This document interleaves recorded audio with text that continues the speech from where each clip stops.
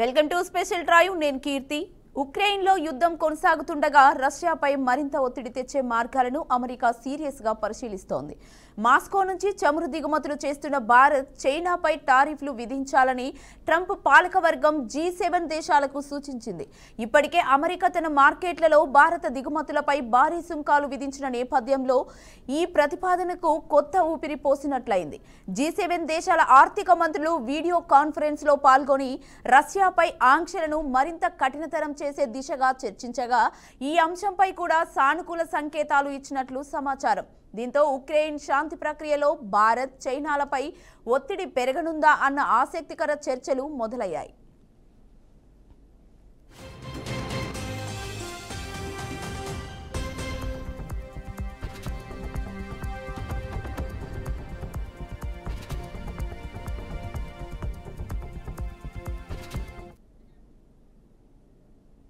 Ukraine యుద్ధానికి ముగింపు పలకాలని America బహిరంగంగా పిలుపునిస్తోంది. రష్యా చమురును కొనుగోలు చేస్తున్న దేశాలకే తుది కష్టం తేవాలని ట్రంప్ ప్రతిపాదనతో స్పష్టమవుతోంది. భారత్, చైనాలపై టారిఫ్ల విషయమై ఇప్పటికే అమెరికా వాణిజ్య మంత్రి G7లో చర్చలు జరిపారు. యుద్ధం ముగించాలంటే మాస్కోపై ఒత్తిడి అవసరం. దానికి భారత్, చైనా సహకారం కీలకమని US వాణిజ్య ప్రతినిధి జామేసన్ గ్రిల్ చెప్పిన వ్యాఖ్యలు ఈ దిశగా బలమైన సంకేతాలు కనిపిస్తున్నాయి. అయితే భారత్, చైనాలపై సుంకాల విధింపు అంత సులభం కాదని ట్రంప్ కూడా అంగీకరించారు. ఇంతకుముందు EU దేశాల ముందు కూడా ఆయన ఇదే ప్రతిపాదనను చేసినప్పటికీ భిన్న అభిప్రాయాల కారణంగా అవి అమల్లోకి రాలేదు. ఇప్పుడు మళ్లీ G7 వేదికపై ఈ అంశం ప్రస్తావనకు రావడం అంతర్జాతీయ దృష్టిని ఆకర్షిస్తోంది. ఈ క్లిష్ట సమయంలో నిర్ణయాత్మక చర్యలు తీసుకోవాలని అమెరికా కోరుతున్నా G7 దేశాల అంగీకారం కీలకమని రాజకీయ వర్గాలు విశ్లేషిస్తున్నాయి.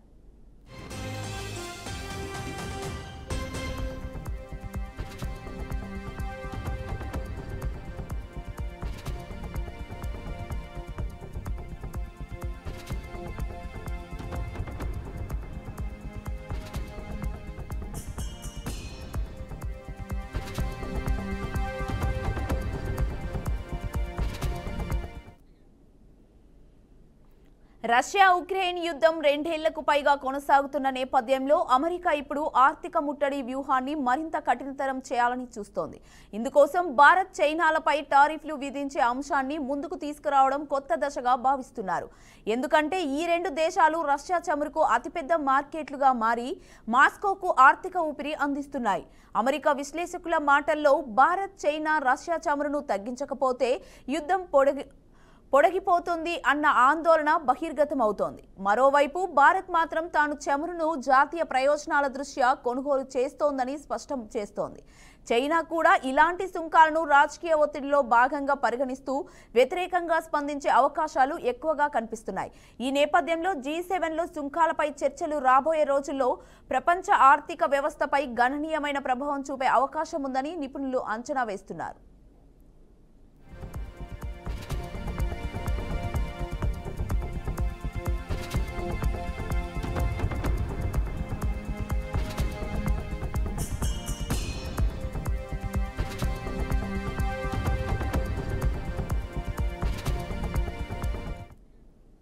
ఇక ఇదే అంశంపై మనతో మాట్లాడడానికి అనలిస్ట్ శేషు గారు మనతో పాటు ఉన్నారు లైవ్ లో. నమస్కారం సార్.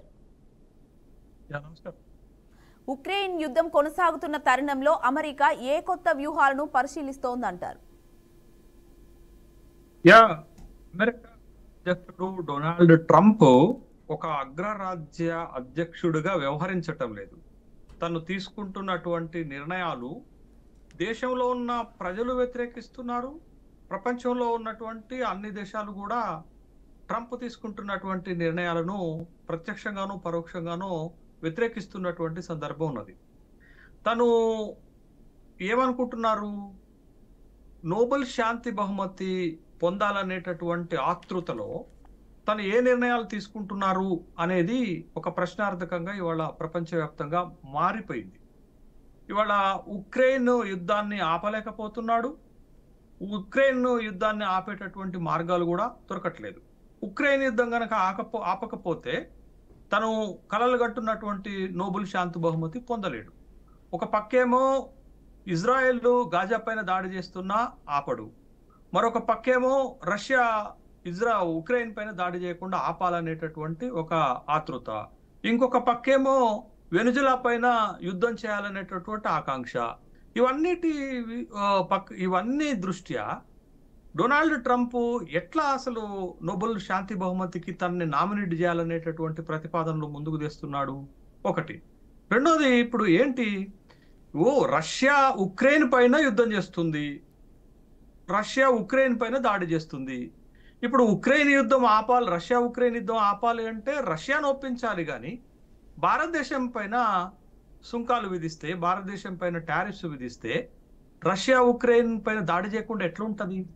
రష్యా ఒక స్వతంత్ర ప్రతిపత్తి కలిగినటువంటి, సార్వభౌమాధికారం కలిగినటువంటి దేశం. భారతదేశానికి రష్యాకి సంబంధాలు ఉన్నట్టే ప్రపంచంలో అన్ని దేశాలతోటి సంబంధాలు ఉన్నాయి. ఇవాళ భారతదేశం పైన సుంకాలు విధిస్తే రష్యా ఉక్రెయిన్ పైన యుద్ధాన్ని ఎట్లా ఆపుతుందో డొనాల్డ్ ట్రంప్కే తెలవాలి. డొనాల్డ్ ట్రంప్ సలహాదారులలో ప్రధాన సలహాదారుడైనటువంటి పీటర్ నవరేకే తెలవాల్సినటువంటి అంశం ఉన్నది. అయితే ఇక్కడ రష్యా నుండి క్రూడ్ ఆయిల్ దిగుమతి చేసుకుంటున్నారు అనేటటువంటి నెపంతో భారతదేశం పైన ప్రపంచంలో ఏ దేశం పైన విధించనంత సుంకాలు 50% సుంకాలు విధించారు. మన తర్వాత బ్రెజిల్ పైన, మన పైన 50% సుంకాలు విధించారు. అంత తీవ్ర స్థాయిలో సుంకాలు విధించటమే కాకుండా అప్పటితోటి డొనాల్డ్ ట్రంప్ ఆక్రోశము లేకపోతే వ్యతిరేకత, భారత్ పై ఉన్నటువంటి వ్యతిరేకత చల్లారలేదు. కాబట్టి ఇవాళ తను యూరోపియన్ యూనియన్కి ఒక అప్పీల్ చేస్తున్నాడు. డొనాల్డ్ ట్రంప్ G7 దేశాలకు ఒక అప్పీల్ చేస్తున్నాడు. ఇవాళ రష్యాని కంట్రోల్ చేయాలంటే ఉక్రెయిన్ పైన దాడి చేయకుండా భారత్ పైన, చైనా పైన మీరు కూడా 100% టారిఫ్లు విధించాలనేటటువంటి ఒక ప్రతిపాదన ముందుకు తెస్తున్నాడు. ఇక్కడే కనపడుతుంది కదా డొనాల్డ్ ట్రంప్ ద్వంద్వ వైఖరి. తనేమో భారతదేశం పైన 50% సుంకాలు విధిస్తాడట. యూరోపియన్ యూనియన్ కి, తర్వాత G7 దేశాలకి తను చేసే సూచన ఏంటి అని అంటే, ఇవాళ భారతదేశం నుంచే ఆర్థిక వనరులు రష్యా పాపం పేద దేశం కాబట్టి, రష్యా ఆకలితో అలమటిస్తుంది కాబట్టి భారతదేశం నుంచి రష్యాకి ఆర్థిక వనరులు వెళుతున్నాయి. ఆర్థిక వనరుల మద్దతుతోటే రష్యా ఉక్రెయిన్ పైన దాడి చేస్తుంది, లేకపోతే దాడి చేసేదే కాదు. కాబట్టి మనం రష్యాని కంట్రోల్ చేయాలి అని అంటే భారత్ పైన, అదేంటో నాకు అర్థం కావట్లేదు. అసలు ఏదో గిల్లి జోల పాడినట్టు సామెతగా డొనాల్డ్ ట్రంప్ వ్యవహరిస్తున్నట్టుగా కనపడుతుంది. కాబట్టి మీరు భారతదేశం పైన, చైనా పైన 100% సుంకాలు విధించాలంటాడు. తనేమో 50% విధిస్తాడట. బట్ ఈ దేశాలు మాత్రం 100% సుంకాలు విధించాలంటే ఇప్పటికే మనం బ్రిటన్ తోటి ఫ్రీ ట్రేడ్ అగ్రిమెంట్ చేసుకున్నాము. యూరోపియన్ యూనియన్ తో కూడా భవిష్యత్తులో మనం ట్రేడ్ అగ్రిమెంట్స్, నెగోషియేషన్ జరుగుతున్నాయి. వాటితో కూడా ఫ్రీ ట్రేడ్ అగ్రిమెంట్ చేసుకునేటటువంటి అవకాశాలు ఉన్నాయి. కాబట్టే యూరోపియన్ యూనియన్ ఒక మంచి సమాధానం చెప్పింది. ఏం చెప్పిందనంటే, టారిఫ్స్ అనేవి అంతర్జాతీయ వ్యాపారాన్ని వృద్ధి చేయటానికో, అంతర్జాతీయ వ్యాపారాన్ని పెంచుకోవటానికో, లేకపోతే ఎగుమతులు దిగుమతులను ప్రోత్సహించటానికో, నియంత్రణ చేయటానికో వేస్తాం తప్ప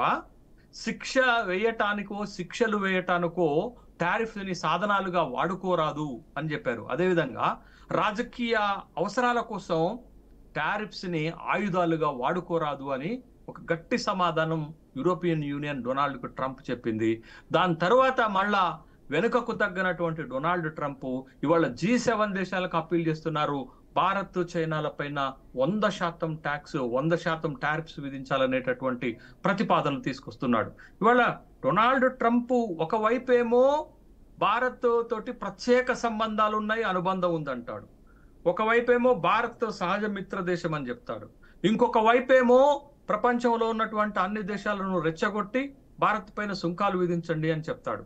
అసలు ఈ ద్వంద్వ వైఖరి ఎందుకు డొనాల్డ్ ట్రంప్ ఆలోచిస్తున్నాడంటే, కేవలం డొనాల్డ్ ట్రంప్ మాట భారత్ వినటం లేదనేది. ఒక పక్క పాకిస్తాన్ విషయంలో మనం డొనాల్డ్ ట్రంప్ మాట వినలేదని, మరొక పక్క క్రూడ్ ఆయిల్ దిగుమతి చేసుకోవద్దు అని నేను చెప్పినప్పటికి కూడా భారతదేశం రష్యా నుంచి క్రూడ్ ఆయిల్ దిగుమతి చేసుకుంటుందని, తర్వాత రష్యా ఉక్రెయిన్ పైన యుద్ధాన్ని ఆపటం లేదనేటటువంటి ఒక ఆక్రోశంతో ఇవాళ రష్యాని ఏమి చేయలేనటువంటిది, చైనాని ఏం చేయలేనటువంటి డొనాల్డ్ ట్రంప్ ఎందుకు భారతదేశం పైన తన అక్కస్సును వెళ్ళగక్కుతున్నాడు అనేటటువంటిది ఇవాళ భారతదేశాన్ని బెదిరించడం ద్వారా ఆ ప్రపంచంలో ఉన్నటువంటి మిగతా దేశాలను కూడా కట్టడి చేయాలనేటటువంటి ఒక వ్యూహాత్మకమైనటువంటి ఎత్తుగడ వేస్తున్నాడు.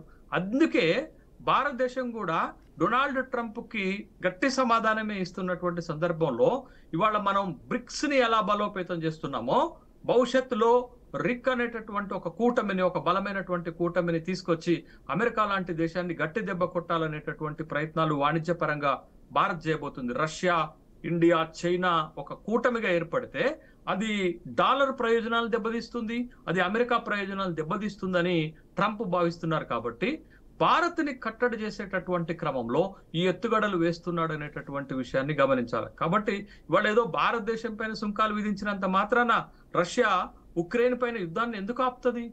ఎందుకు ఆపాల్సినటువంటి అవసరం ఉంటుంది? ఏదన్నా రష్యన్ ప్రెసిడెంట్ పుతిన్ తోటి మీరు ద్వైపాక్షిక సంబంధాల్లో మీరు 1-to-1 మాట్లాడారు కదా. మీరు మీ చేతగాక, లేకపోతే మీరు యుద్ధాన్ని ఆపలేక, డొనాల్డ్ ట్రంప్ అమెరికా అధ్యక్ష ఎన్నికల్లో పాల్గొంటున్నప్పుడు ప్రచార సందర్భంలో భాగంగా నేను అమెరికా అధ్యక్షుడిని అయితే 48 గంటల్లో గాజా సమస్యని పరిష్కరిస్తాను, 48 గంటల్లో నేను రష్యా ఉక్రెయిన్ యుద్ధాన్ని ఆపేస్తానని ప్రగల్భాలు పలికింది మీరే కదా. కాబట్టి ఇవాళ మీరు పుతిన్తో సమావేశమయ్యారు, అలస్కాలో సమావేశమయ్యారు. మరి మీ అలస్కా సమావేశం యొక్క ఫలితాలు ఏంటది? కాబట్టి భారతదేశం పైన మీరు అక్కసుని వెళ్ళగక్కుతున్నారు, భారతదేశం పైన శత్రుత్వాన్ని పెంచుకుంటున్నారు భారతదేశంతో. అదే డొనాల్డ్ ట్రంప్ ఒక రోజు ఏమంటాడు, భారతదేశం మా సహజ మిత్ర దేశం, ప్రత్యేకమైన బంధం ఉందంటాడు. ఇంకొక రోజు ఏమంటాడు, భారత్ని మేము చైనాకు వదులుకోలేదు అని అంటాడు. తర్వాత భారత్, చైనా, రష్యాలు బంధం వర్ధిల్లాలి అని అంటాడు. మరొకసారి ఏమంటాడు, రష్యా, భారత్ డెడ్ ఎకానమీస్, ఇద్దరు కలిసి మురిగిపోనియండి, మాకేం సంబంధం లేదు అంటాడు. బట్ ఇదంతా కూడా ఒక ప్రపంచంలో ఒక అగ్రదేశ అధ్యక్షుడు వ్యవహార శైలికి భిన్నంగా ఉంది. ఒక హుందాతనం లేదు, లేకపోతే ఒక దేశంతో ఎలా ప్రవర్తించాలో అలా ప్రవర్తించటం లేదు. కాబట్టి ఒక భారతదేశంతో కాదు, ప్రపంచంలో అన్ని దేశాలతోటి కూడా ఇదే విధమైనటువంటి వైఖరిని డొనాల్డ్ ట్రంప్ వ్యవహరిస్తున్నాడు. బట్ భారత్ పట్ల తను వ్యవహరిస్తున్నటువంటి తీరు ఆక్షేపణీయం, గర్హనీయం. బట్ డొనాల్డ్ ట్రంప్ బెదిరింపులకు భారతదేశం లాంటి ఒక బలమైనటువంటి దేశం బెదిరేటటువంటి అవకాశాలు లేవని డొనాల్డ్ ట్రంప్ గుర్తించాలి. టారిఫ్స్ ని ఎట్లా పడితే అట్లా వాడితే, అంటే వాణిజ్య ప్రయోజనాల కోసం కాకుండా ఇట్లా రాజకీయ అవసరాల కోసము, శిక్షల కోసము గనక వాడితే, ఇదే టారిఫ్స్ అనేటటువంటి అంశం భవిష్యత్తులో అమెరికాకు ఒక గుదిబండగా మారుతుంది, ఒక బూమరాంగ్ అవుతుంది. బట్ ఇదే టారిఫ్స్ ఇట్లా ఇష్టారీతిగా విధించుకుంటూ పోతే అది భవిష్యత్తులో అమెరికా యొక్క వాణిజ్య ప్రయోజనాలను కూడా దెబ్బతీస్తుంది, అమెరికా యొక్క ఆర్థిక సంక్షోభానికి కూడా కారణమవుతుంది అనేటటువంటి విషయాన్ని డొనాల్డ్ ట్రంప్ గమనించాలి. కాబట్టి ఇప్పటికీ భారత్ వ్యతిరేక వైఖరిని అవలంబిస్తూ ప్రపంచంలోనే అత్యధిక టారిఫ్లు భారతదేశం పైన వేస్తున్నటువంటి ట్రంప్ తన వైఖరిని మార్చుకోవాలి.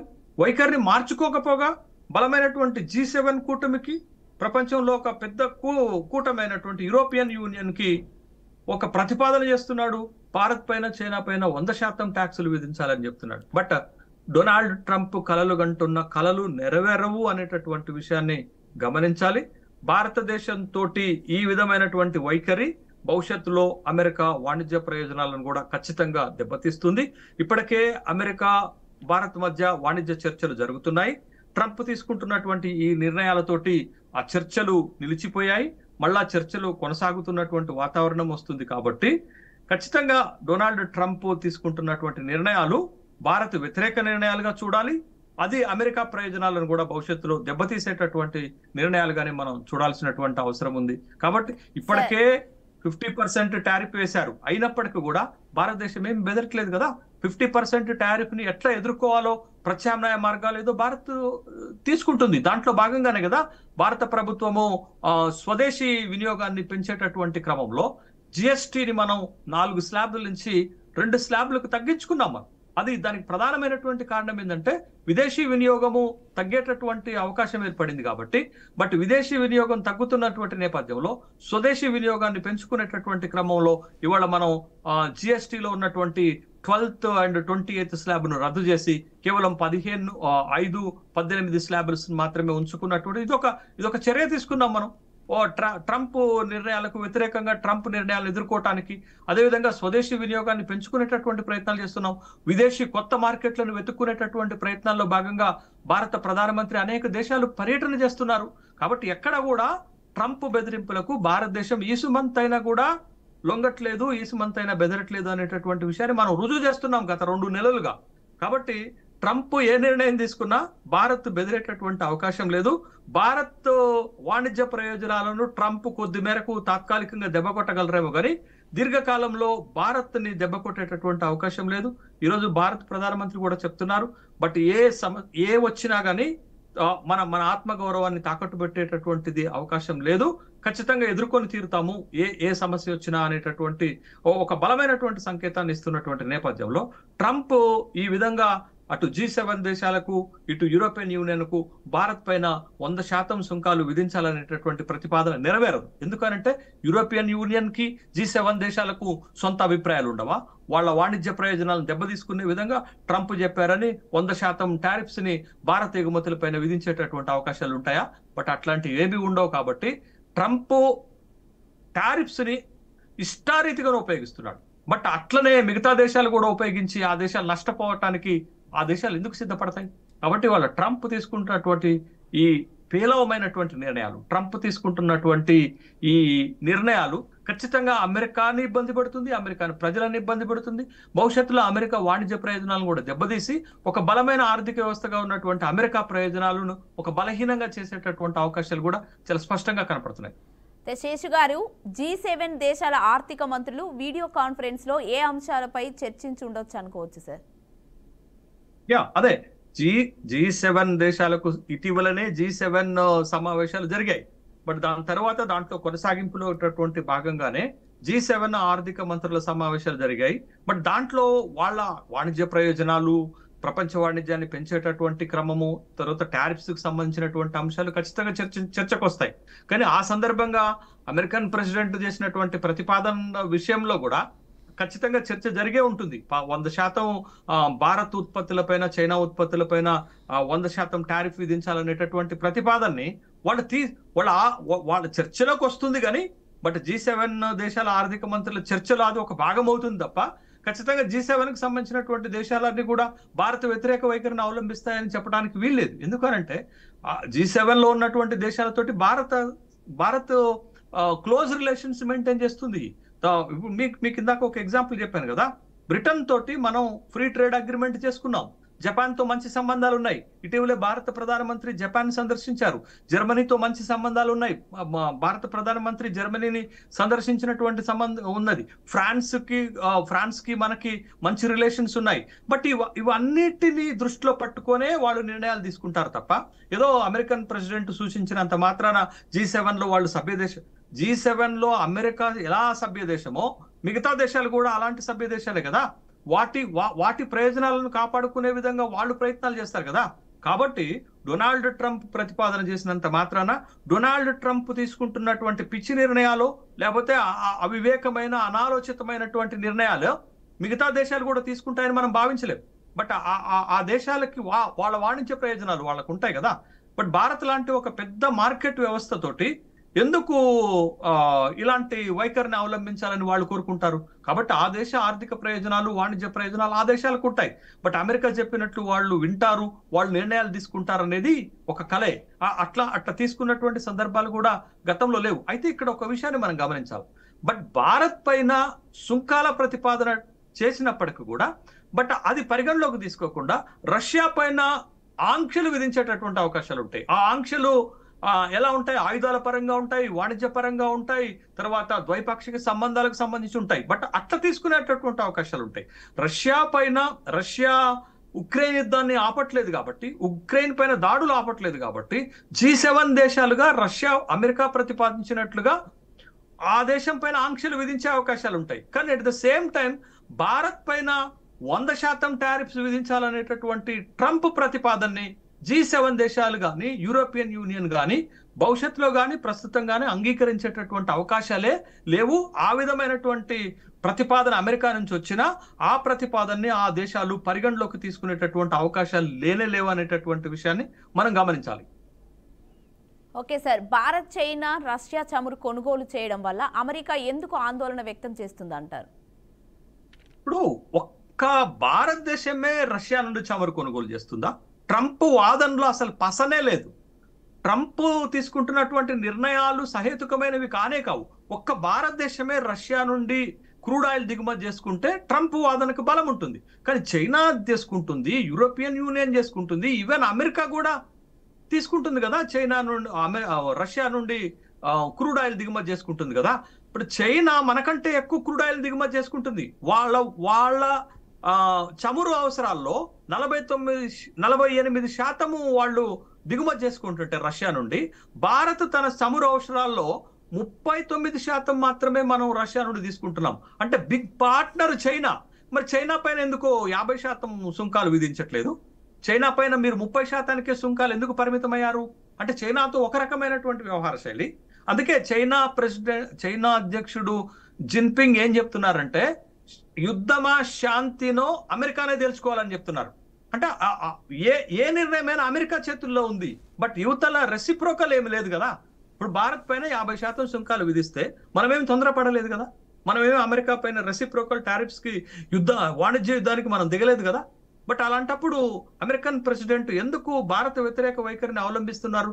ఎందుకు తన ప్రతిష్టను తానే కోల్పోతున్నారు? ఇది అమెరికన్ల అభిప్రాయం కాదు, అమెరికన్ ప్రెసిడెంట్ అభిప్రాయం.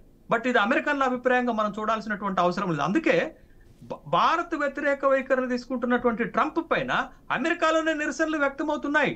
కాబట్టి ఇవాళ మనం రష్యా నుండి మనం ఒక్కళ్ళమే చమురు దిగుమతి చేసుకుంటున్నట్లుగా, మనం ఒక్కళ్ళమే రష్యాకి ఆర్థిక పార్ట్నర్ గా ఉన్నట్లుగా, మన దగ్గర నుంచి వచ్చినటువంటి ఆర్థిక వనరులతోటే రష్యా ఉక్రెయిన్ పైన దాడి చేస్తున్నట్టుగా ఇది చెప్పడానికి కూడా హాస్యాస్పదంగా కనపడుతుందండి. రష్యా కూడా ఒక బలమైన ఆర్థిక వ్యవస్థ కలిగినటువంటి దేశం.